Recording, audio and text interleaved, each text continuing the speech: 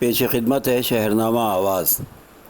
कांग्रेस ने गुजरात राज्यसभा इंतखाबात में पार्टी के ख़िलाफ़ बगावत करके क्रॉस वोटिंग करने वाले 8 मेंबरान असम्बली को मुअत्तल कर दिया है। इन तमाम मेंबरान असम्बली को पार्टी से भी 6 साल के लिए मुअत्तल किया गया है। मेंबरान असम्बली के ख़िलाफ़ ये कार्रवाई पार्टी की तरफ से जारी व्हिप की खिलाफ वर्जी के लिए की गई है। इन मेंबरान असम्बली ने मंगल को राज्यसभा इंतखाबात के लिए हुई वोटिंग में या तो बीजेपी के उम्मीदवार को वोट दिए या कांग्रेस उम्मीदवार अहमद पटेल के ख़िलाफ़ वोटिंग की। वोटिंग से पहले कांग्रेस की गुजरात यूनिट ने तमाम मेंबरान असम्बली को व्हिप जारी किया था, लेकिन बावजूद इसके पार्टी के उम्मीदवार अहमद पटेल के हक़ में मेंबरान असम्बली ने वोटिंग नहीं की।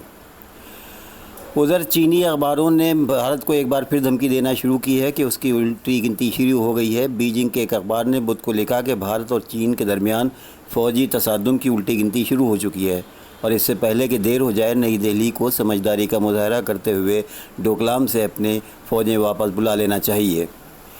चीन की सरकारी मिल्कियत वाले अखबार चाइना डेली में बुध को शाया इदारिये में भारत को आगाह करते हुए कहा गया है कि उसकी उल्टी गिनती शुरू हो चुकी है। अखबार लिखता है, भारत अगर डोकलाम से अपनी फ़ौजियों को वापस नहीं बुलाता तो इसका ज़िम्मेदार वो खुद होगा।